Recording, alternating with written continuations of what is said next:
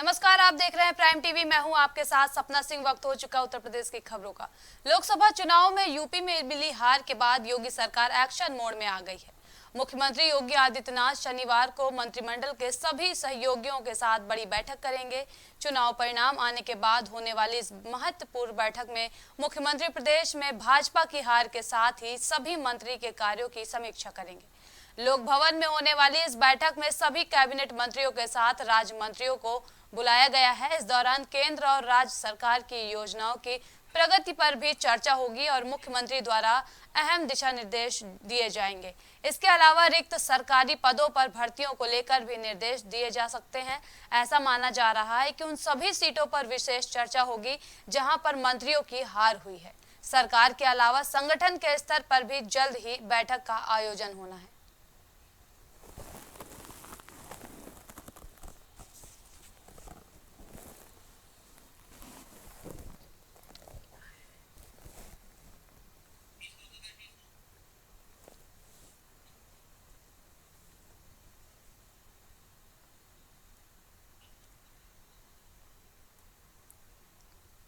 आपको बता दें कि CM Yogi Adityanath action mode में एक बार फिर से नजर आ रहे हैं।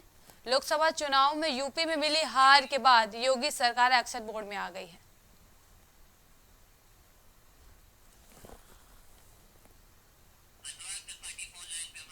ज्यादा जानकारी के लिए हमारे सहयोगी अनुराग त्रिपाठी हमारे साथ फोन लाइन पर जुड़ चुके हैं।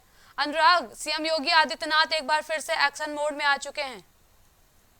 हाँ बिल्कुल सपना। देखिए ये बैठक है जो लोकसभा चुनाव के बाद होने जा रही है और बैठक में जो तमाम मंत्री हैं, जो कैबिनेट और राज्य मंत्री दर्जा प्राप्त हैं, उन सभी लोगों को बुलाया गया है और उनके कामकाज की जो समीक्षा होनी है।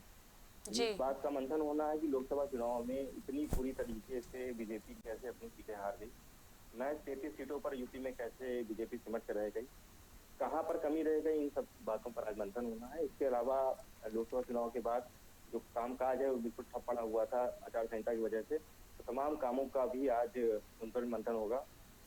जनता से जो फीडबैक मिला है उसके आधार पर जो समस्याएं हैं उनको निपटाने का प्रयास किया जाएगा। एक सबसे बड़ी संकट बिजली संकट बना हुआ है, जिसके लिए तमाम अधिकारियों को आज बुलाया गया है। उनसे ये बात की जाएगी उनके सामने कि आखिर दिक्कत कहाँ से आ रही है, क्योंकि बेतहाशा गर्मी में सभी बिजली संकट झेल रहे हैं। तो ऐसे में बिजली संकट को दूर करने के लिए क्या कुछ प्रयास किए जाने हैं, इस पर नजर रहेगी। इसके अलावा सहकारी संस्थागत सेवा मंडल, पुलिस भर्ती बोर्ड और उत्तर प्रदेश शिक्षा सेवा चयन आयोग के अध्यक्ष को भी बुलाया गया है। इन लोगों से पूछा जा रहा है कि आखिर कहाँ कहाँ पर रिक्त पद है जिनको भरा जाना है। पिछले दो टेन्योर जो सीएम योगी के हैं, जो दूसरा चल रहा है, इसमें तमाम तरह की दिक्कतें पैदा हो रही हैं कि तमाम जगह जो पद रिक्त हैं जिसकी वजह से कामकाज सुचारू रूप से चलना चाहिए, उसमें तमाम तरह की गतिविधियों में दिक्कत आ रही है। तो उनको दूर करने का प्रयास किया जाएगा और सरकारी योजनाओं को स्पीड में लाने के लिए क्या कुछ नया निर्देश दिए जा सकते हैं, इस पर नजर रहेगी। इसके अलावा जिस तरीके से कल सीएम योगी दिल्ली में थे, तो दिल्ली में भी तमाम तरह की बातें उनके ऊपर उठी हैं कि आखिर सीएम योगी का इतना बड़ा कद होने के बावजूद भी उत्तर प्रदेश में कैसे बीजेपी है तमाम सीटों पर हार गई। जो महत्वपूर्ण सीटें उनमें अयोध्या भी शामिल है, तो अयोध्या कैसे हार गई। तो अयोध्या में भी एडी चोटी का जो बीजेपी ने लगा रखा था, लेकिन उसके बावजूद समाजवादी पार्टी के अवधेश प्रसाद ने रणजीत सिंह जो वहाँ के सिटिंग एमपी थे उनको भी हरा दिया है। तो ऐसे में तमाम इन बातों पर मंथन है और इसी के साथ समाजवादी पार्टी में भी आज संसदीय दल की बैठक बुलाई गई है। तो ऐसे में देखना दिलचस्प रहेगा कि इन बैठकों से क्या कुछ नतीजा निकलता है और शाम तक इस पर नजर बनाए रखेंगे और इसमें से जो भी नतीजे निकल के आएंगे तो जरूर अवगत कराया जाएगा लोगों को। जी अनुराग, मंत्रिमंडल के सभी सहयोगियों के साथ बैठक होगी, किन मुद्दों पर चर्चा होगी? देखिए, मुद्दा जो सबसे बड़ा है लोकसभा चुनाव में जो परफॉर्मेंस की बात है, उसको लेकर ही सबसे बड़ी चर्चा है कि बीजेपी जो 80 सीटों का दावा कर रही थी और वो 40 तक भी नहीं पहुंच पाई है, 33 पर सिमट कर रह गई है। आखिर उन सीटों पर क्या दिक्कत पेश आई। तमाम जो मंत्री हैं बीजेपी के, जो पर्यावरण मंत्री रहे केंद्रीय सरकार में, उनमें भी तमाम लोग सीट हार गए, जिसमें कौशल किशोर भी हैं, स्मृति ईरानी भी शामिल है, एसपी सिंह बघेल भी हैं। तो ऐसे में ये जो हारे हुई सीटें हैं इन पर कैसे अब नई रणनीति तय की जाएगी, क्योंकि 2027 में भी विधानसभा का चुनाव है। उत्तर प्रदेश की निगाहें विधानसभा चुनाव पर लगी हुई है। ऐसे में विधानसभा चुनाव को लेकर के अभी से रणनीति तैयार होनी शुरू हो जाएगी। तमाम जो पदाधिकारी हैं वो बदले जा सकते हैं, तमाम मंत्री जो हैं जिनके क्षेत्रों में अच्छा परफॉर्मेंस नहीं रहा है उनको बदला जा सकता है और क्षेत्र की क्या कुछ जनता की समस्याएं हैं उसका फीडबैक लिया जाएगा। तो इन सब समस्याओं को लेकर के क्या कुछ आज निकल के आता है ये आने वाला वक्त बताएगा, लेकिन इतना तो तय है कि आज सीएम योगी पेश करने के मूड में है। ऐसे में अधिकारी और जो मंत्रीगण है ये बच नहीं पाएंगे। ये सपना जी अनुराग, जो हार चुके हैं मंत्री उनकी समीक्षा करेंगे सीएम योगी आदित्यनाथ, उसमें भी बैठक होगी। हाँ बिल्कुल, ये जो बैठक बुलाई गई उसमें जो हारे हुए मंत्री हैं उनकी सीटों पर भी समीक्षा होगी, उन विधानसभा क्षेत्रों की बात होगी जिनसे वो लोकसभा सीट मिलकर बनती है। तो ऐसे में देखना दिलचस्प रहेगा कि आखिर वोट परसेंटेज कहाँ कम हो गया और क्या लोकल स्तर पर जो स्थानीय मुद्दे हैं उनमें सुधार नहीं किया गया, समय रहते उनमें प्रयास नहीं किए गए, जिसकी वजह से इतनी बड़ी हार बीजेपी को सामना करना पड़ा है। क्योंकि जी बीजेपी एक जानी मानी पार्टी है। 2014 और 2019 में हमने देखा है कि उत्तर प्रदेश में किस बड़ी बढ़त के साथ बीजेपी ने तमाम सीटें जीत ली। विरोधी कहीं नजर नहीं आए, विरोधी बिल्कुल पस्त दिखाई दिए। लेकिन इस बार कुछ मामला बदला हुआ है। 2024 जैसा कि आप देख रहे हैं कि 2024 में तमाम प्रयासों के बावजूद बीजेपी वो परफॉर्मेंस नहीं ला पाई जिसको लेकर के वो 2014 और 19 में बहुमत के साथ केंद्रीय सरकार में काबिज हुई। लेकिन फिर भी इस तरीके से ये देखना दिलचस्प रहेगा कि क्या कुछ अब इसमें नई पड़ताल शुरू होती है या क्या कुछ जानकारी सीएम हासिल करते हैं जिसके आधार पर जो मंत्री हैं उनके क्षेत्रों में बदलाव किया जाएगा या फिर नए चेहरों को मौका दिया जाएगा। क्योंकि उत्तर प्रदेश सरकार अब विधानसभा चुनाव पर फोकस कर रही है 2027 पर, जिसको लेकर के अब ये तय होना है कि किन पदाधिकारियों को संगठन की जगह दी जाएगी और किन मंत्रियों को विशेषकर प्रमोट किया जाएगा ताकि वो अच्छा परफॉर्मेंस कर सकें और जो कि 403 विधानसभा सीटें हैं उत्तर प्रदेश में उनमें जीत हासिल कर सकें और ताकि ये सरकार उसी तरह बने रखें जैसे एनडीए की सरकार केंद्र में चल रही है। जी अनुराग, मुख्यमंत्री अहम दिशा निर्देश भी देंगे। देखिए, अहम दिशा निर्देश में जो आज की डेट में जो समस्याएं हैं, जैसे मैं आपको बता रहा था बिजली संकट सबसे बड़ी समस्या है। इसके अलावा तमाम तरह की योजनाएं जो थी वो बिल्कुल रुक सी गई थी चुनाव की वजह से। करीब 80 दिन ये चुनाव चला तो इससे में आचार संहिता की वजह से नए प्रोजेक्ट्स नहीं आ पाए हैं। तो उन नए प्रोजेक्ट्स पर भी मंथन होना है कि यूपी को किस तरीके से विकास के पथ पर आगे ले जाया जा सके। तो उन सारी समस्याओं को लेकर के, उन विकास योजनाओं को लेकर के आज मंथन होना है और ये लोक भवन में सभी मंत्री और अधिकारीगण बुलाए गए हैं और देखना होगा कि इसमें क्या कुछ नए दिशा निर्देश आते हैं जिससे त्वरित गति से विकास की ओर सीएम योगी जिस तरह से विकास की गाथा के लिए और लोगों में विश्वास जगाने के लिए खास तौर से प्रयास करते रहे हैं। तो इस प्रयास के अब देखना होगा क्या मायने निकलते हैं और क्या कुछ नए दिशा निर्देश आते हैं। क्योंकि जिस तरीके से विभागों से जो रिक्त पद हैं उनकी जानकारी मांगी गई थी, उन रिक्त पदों को जल्द से जल्द भरने का प्रयास किया जा रहा है। जी अनुराग, सरकारी पदों पर जो भर्तियां उनको लेकर भी निर्देश दिए जाएंगे।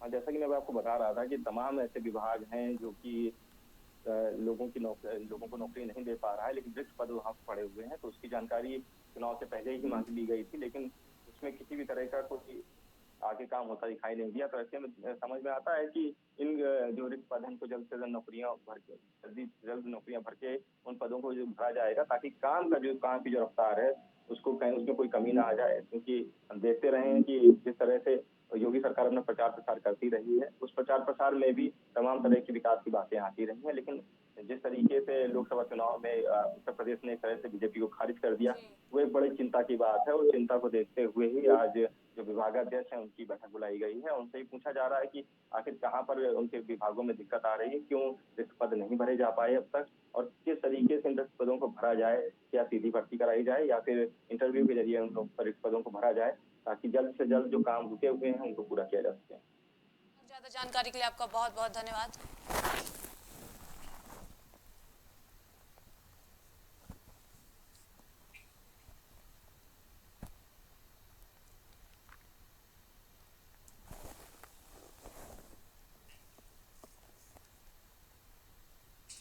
लोकसभा चुनाव नतीजों के बाद कांग्रेस ने आज दिल्ली में अपनी वर्किंग कमेटी की बैठक बुलाई है। सीडब्ल्यूसी की बैठक कांग्रेस मुख्यालय में आयोजित होगी जिसमें आम चुनावों के परिणामों पर चर्चा होगी। इसके अलावा कांग्रेस संसदीय दल की बैठक भी होगी जिसमें सभी नवनिर्वाचित लोकसभा सांसद और राज्यसभा सांसद शामिल होंगे। यह बैठक शाम 5:30 बजे संसद के सेंट्रल हॉल में होगी, जिसके बाद शाम 7 बजे अशोका होटल में रात्रि भोज होगा।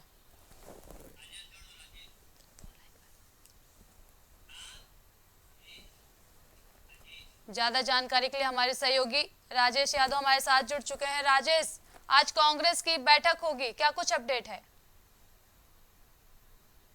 सपना अगर बात करें हम सीडब्ल्यूजी की बैठक के लिए तो बिल्कुल बात सही कि आज बैठक होने जा रही संसदीय बोर्ड की बैठक होगी। उसके अलावा आपको बता दें कि बैठक में कांग्रेस के राहुल गांधी के साथ साथ में सोनिया गांधी या मल्लिकार्जुन खड़गे के साथ में जितने भी बड़े आला नेता उनके हैं, उनके साथ में जितने भी पदाधिकारी हैं वहां पे मौजूद रहेंगे।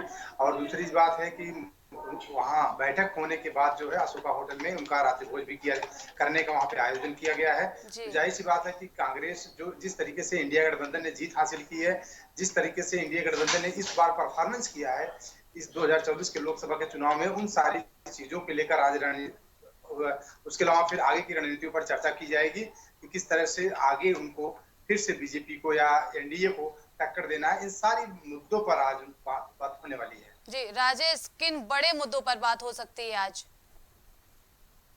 देखिए, सबसे बड़ा मुद्दा होगा उनका कि सरकार को जिस तरीके से सरकार बीजेपी सरकार इसके पहले बिल्कुल आक्रामक रवैया अपनाती थी। जो भी बिल पास होते थे, जो भी प्रस्ताव वहां से पास होता था, कहीं न कहीं अगर देखा जाए तो कोई विपक्षी उसमें हस्तक्षेप करने वाला नहीं था।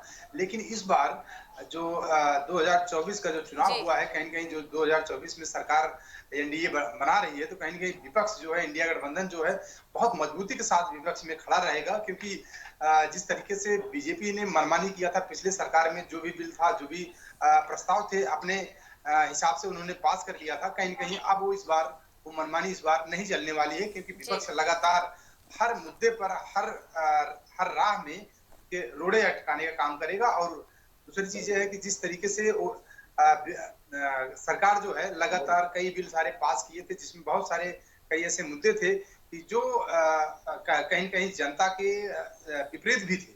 तो इन सारी चीजों को अगर देखा जाए तो जो गठबंधन इंडिया गठबंधन है, वो कहीं कहीं देखा जाए तो बिल्कुल मजबूती के साथ इस बार विरोध करेगा। पार्लियामेंट में जो भी मुद्दा होगा, जो भी प्रस्ताव होगा, जो भी बिल होगा, उन सबको पास करने में कहीं कहीं विपक्ष जो है, विपक्ष की भी बड़ी भूमिका उसमें रहेगी। जी राजेश, इंडिया गठबंधन ने यूपी में बड़ी जीत हासिल की है, कितना जोश आई है? बिल्कुल सपना, अगर बात करें इंडिया गठबंधन के जोश की, तो बिल्कुल बात सही है। जिस तरीके से इंडिया गठबंधन ने देश में इस बार चुनाव लड़ा है और कहीं कहीं जिस तरीके से इंडिया गठबंधन का जनाधार बढ़ा है, तो जाहिर सी बात है कि इंडिया गठबंधन का मनोबल ऊंचा हुआ है। उसके अलावा आपको बता दें, जिस तरीके से कांग्रेस ने उत्तर प्रदेश में, खास करके उत्तर प्रदेश में जहां पे उनकी एक भी सीटें नहीं निकलती थी, और इस बार 6 सीटें उत्तर प्रदेश में कांग्रेस की निकली हैं, तो जाहिर सी बात है कि उसको लेकर कांग्रेस अगर बिल्कुल कांग्रेस जो है भविष्य को लेकर एक सोच रही है कि जिस तरीके से 6 सीटें हमारी निकली हैं, कहीं न कहीं अगर देखा जाए तो बसपा से भी अब ऊपर उठ गई है उत्तर प्रदेश। तो जाहिर सी बात है कि अब उसको लेकर कांग्रेस बिल्कुल उत्साहित नजर आ ही रही है। जी, इस बैठक में कौन-कौन से दिग्गज शामिल होंगे राजेश? बैठक में कांग्रेस के साथ साथ में कांग्रेस में राहुल गांधी के साथ साथ में मल्लिकार्जुन खड़गे, सोनिया गांधी, प्रियंका गांधी, उसके साथ में जितने भी आला पदाधिकारी हैं और कांग्रेस के जितने भी नवनिर्वाचित सांसद हैं, सारे इस समय बैठक में मौजूद रहेंगे। और मौजूद रहने के बाद फिर रात्रि भोज होगा, तो सारे जो नवनिर्वाचित सांसद हैं, उनके साथ में कांग्रेस पार्टी के जितने भी आला नेता, आला पदाधिकारी हैं, सारे लोग वहां पे बैठक में मौजूद रहेंगे और रात्रि भोज में भी सभी लोग मौजूद रहने की संभावना है। किन बड़े मुद्दों पर चर्चा हो सकती है राजेश, एक बार फिर से रिपीट कीजिए? देखिए, सबसे बड़ा मुद्दा है कांग्रेस का कि जो सरकार जो बन रही है, एनडीए की जो सरकार बन रही है, उसको जो भी वो एक तरफा बिल और एक तरफा प्रस्ताव जो पिछले गवर्नमेंट में उसने पास किया था, और इस बार भी जो एक तरफा काम करने वाली होगी एनडीए, कहीं कहीं उसको रोकने में सबसे बड़ा मुद्दा कांग्रेस या इंडिया गठबंधन का यही रहेगा कि बीजेपी को किसी भी तरह का एक तरफा किसी मुद्दे पर आगे नहीं जाने देगी, और कहीं कहीं उसके बीच में रोड़ा बनने का काम कांग्रेस जरूर करेगी। लेकिन जहां पे लोकतंत्र की बात आएगी, जहां पर देश की बात आएगी, देश के लिए कोई भी ऐसा काम, देश के विरुद्ध ऐसा कोई काम वो एनडीए गठबंधन को बिल्कुल करने नहीं देगी, और उसके हर फैसलों में रोड़ा अटकाने का काम करेगी इंडिया गठबंधन। हाँ, लेकिन जहां पे जनतंत्र, लोकतंत्र और देश के लिए देश के फायदे के लिए बात होगी, वहां पे बिल्कुल बढ़ चढ़ कर इंडिया गठबंधन साथ देगी एनडीए का। जी राजेश, ज्यादा जानकारी के लिए आपका बहुत बहुत धन्यवाद।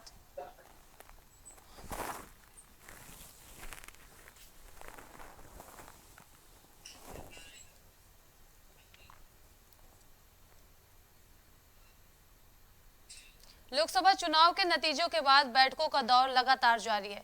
जहां आज अखिलेश यादव की अध्यक्षता में सपा संसदीय बोर्ड की बैठक होगी।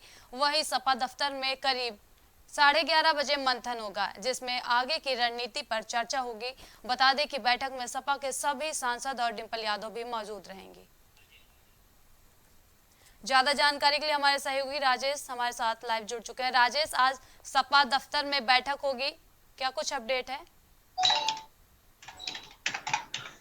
बिल्कुल सपना, जिस तरीके से समाजवादी पार्टी ने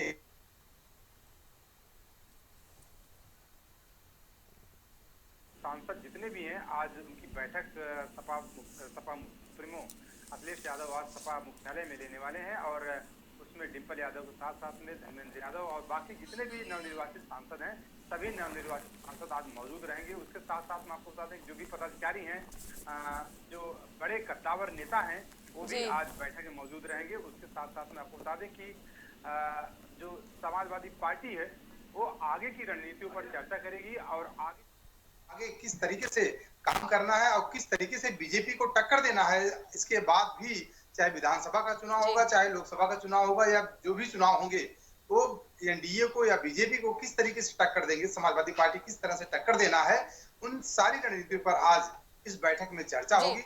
और सबसे बड़ी बात है कि समाजवादी पार्टी ने जिस तरीके से उत्तर प्रदेश में खास करके जिस तरीके से इतिहास रचा है, उस बात पर उस मुद्दे पर भी बात होगी। और दूसरी चीज आपको बता दें कि समाजवादी पार्टी इस बार देश में तीसरी सबसे बड़ी पार्टी है जो इस बार उत्तर प्रदेश में सबसे ज्यादा कैंडिडेट के साथ, सबसे ज्यादा जीत के साथ, सबसे ज्यादा सांसदों के साथ इस बार जीत हासिल की है।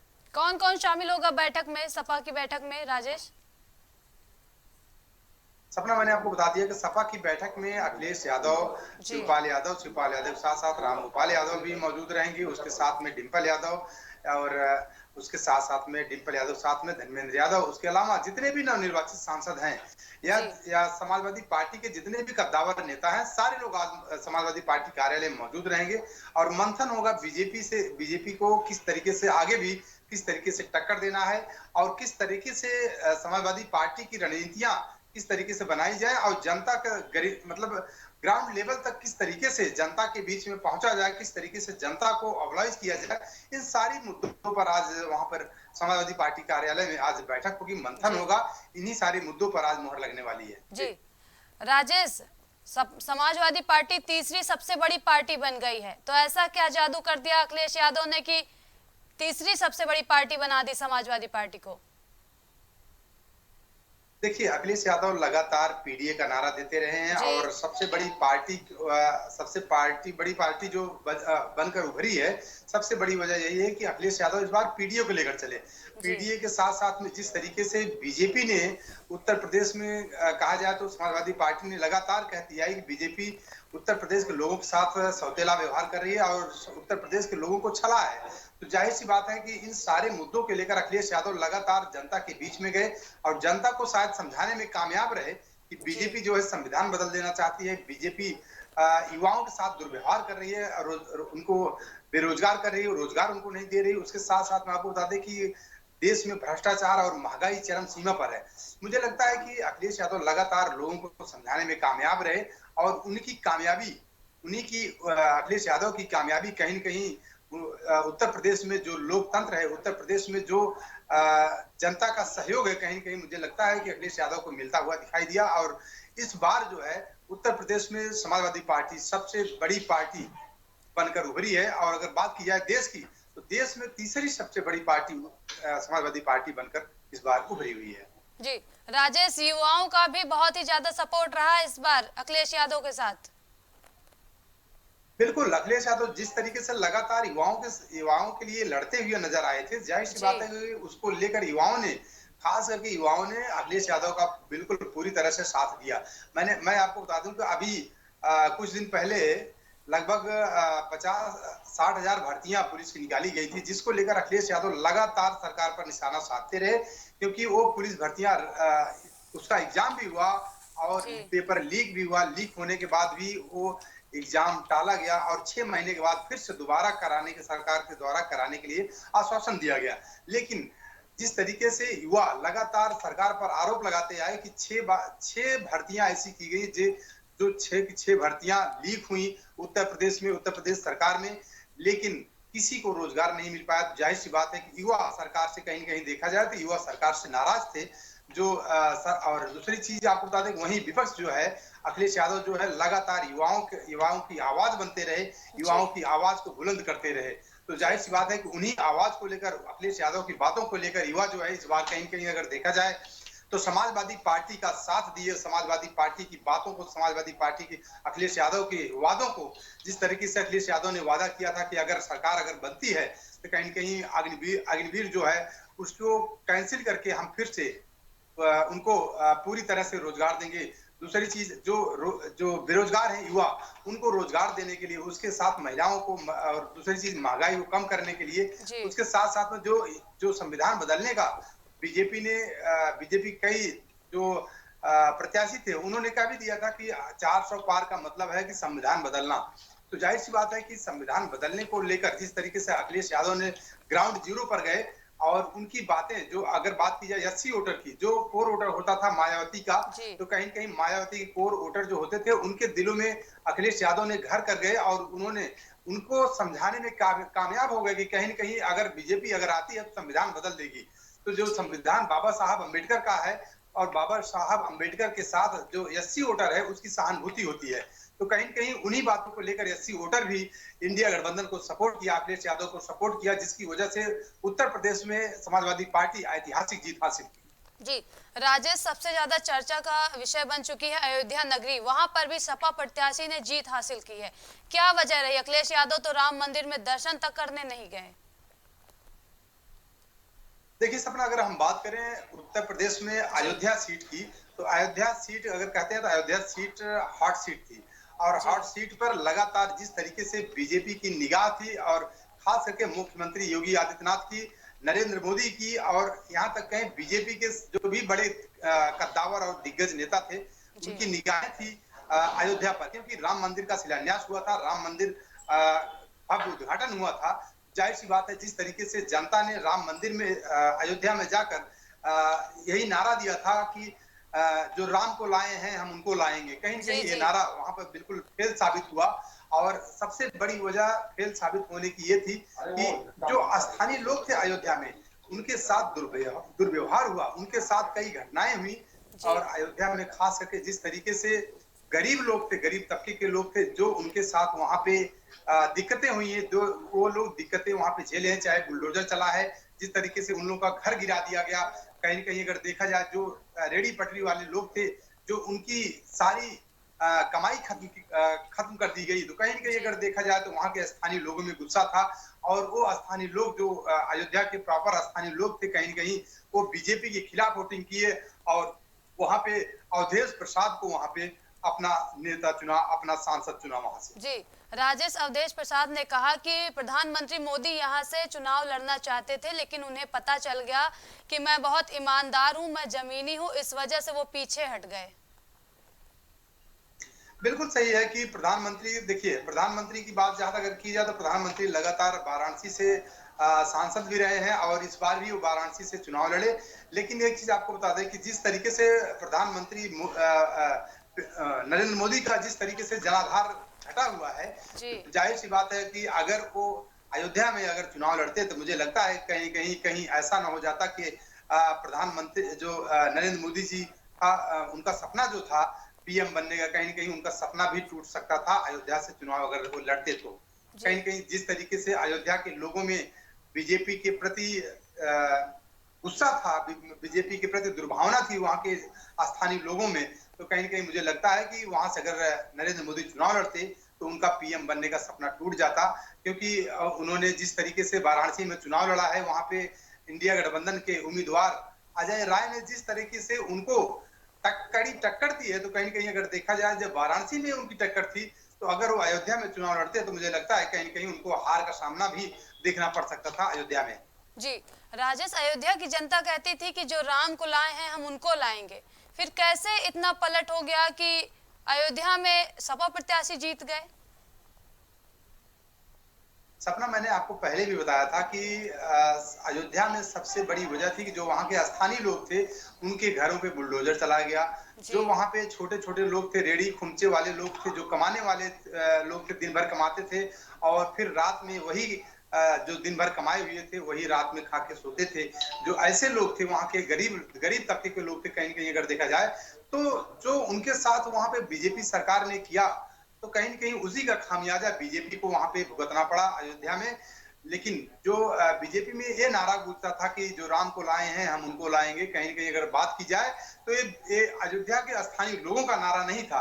ये नारा जो बाहर के लोग अयोध्या में आ रहे थे, अयोध्या में दर्शन करने आ रहे थे, ये नारा सिर्फ उनका था, ना कि अयोध्या वासियों का नारा था। अयोध्या वासियों ने साफ-साफ कह दिया था कि जिस तरीके से बीजेपी अयोध्या वासियों के लिए कर रही थी, तो उसी का खामियाजा उनको भगवान श्री राम ने अयोध्या से दे दिया है। यही अवधेश प्रसाद जो वहाँ पे प्रत्याशी थे, जो वहाँ से नवनिर्वाचित सांसद चुने गए हैं, उन्होंने भी यही साफ-साफ कह दिया कि बीजेपी लगातार अयोध्या वासी के साथ दुर्व्यवहार कर रही है, दुर्भावना कर रही है।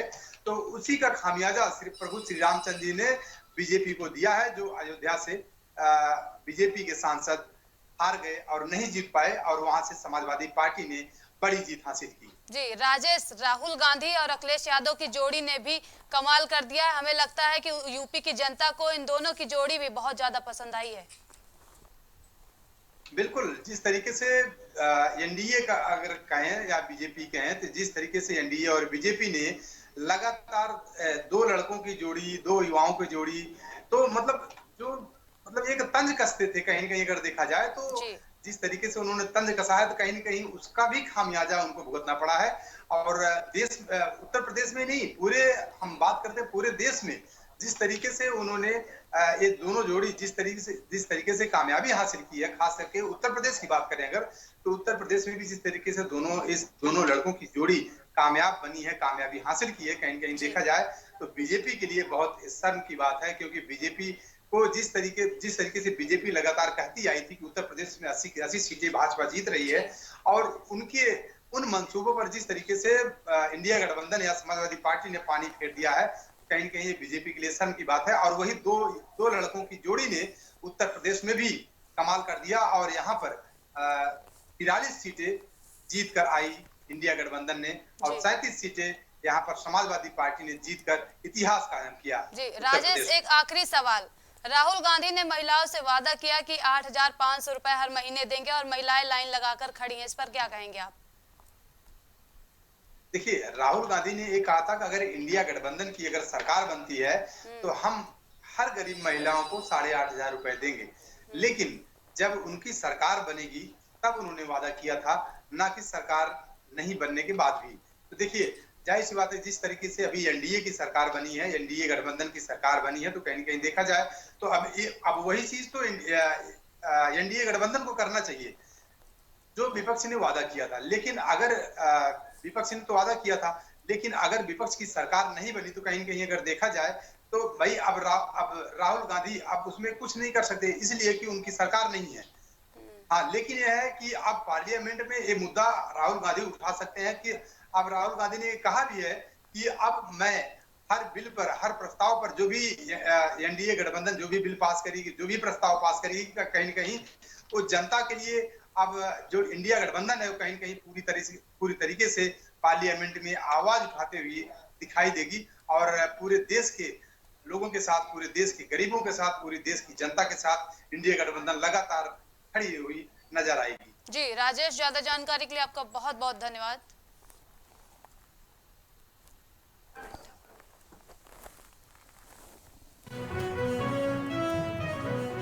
लोक भवन पहुंचे सीएम योगी आदित्यनाथ। इस वक्त की बड़ी खबर लखनऊ से है। लोक भवन पहुंच चुके हैं सीएम योगी आदित्यनाथ। लोक भवन में मंत्रियों के साथ बैठक का दौर शुरू हो चुका है। सीएम योगी की अध्यक्षता में बैठक शुरू हो चुकी है।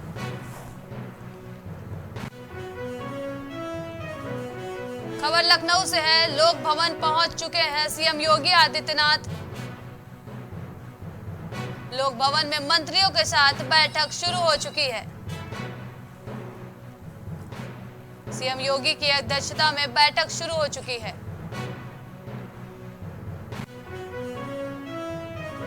लोक भवन पहुंच चुके हैं सीएम योगी आदित्यनाथ। बैठक भी शुरू हो चुकी है। मंत्रियों के साथ बैठक शुरू हो चुकी है लोक भवन में। सीएम योगी की अध्यक्षता में बैठक शुरू हो चुकी है।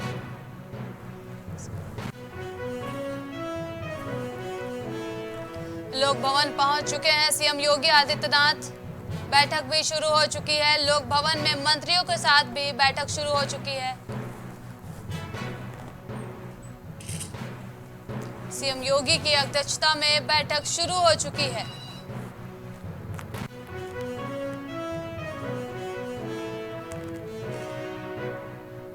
लोक भवन पहुंच चुके हैं सीएम योगी आदित्यनाथ। लोक भवन में मंत्रियों के साथ बैठक शुरू हो चुकी है। ज्यादा जानकारी के लिए हमारे सहयोगी अनुराग त्रिपाठी फोन लाइन पर जुड़ चुके हैं। अनुराग, बैठक शुरू हो चुकी है, सीएम योगी की अध्यक्षता में बैठक शुरू हुई है।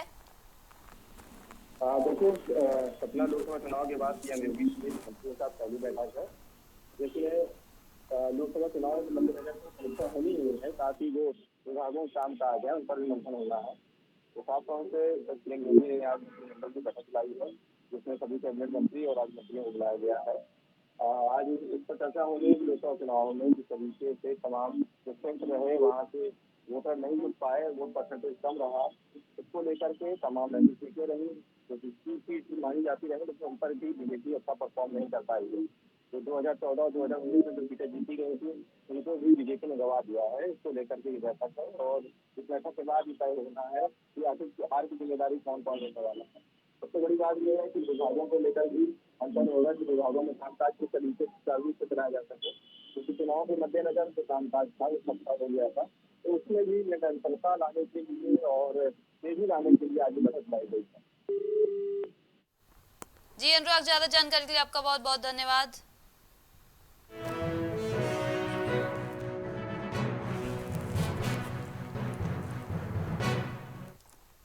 उत्तर प्रदेश की खबरों में अभी के लिए इतना ही। देश और दुनिया की तमाम बड़ी खबरों के लिए देखते रहिए प्राइम टीवी।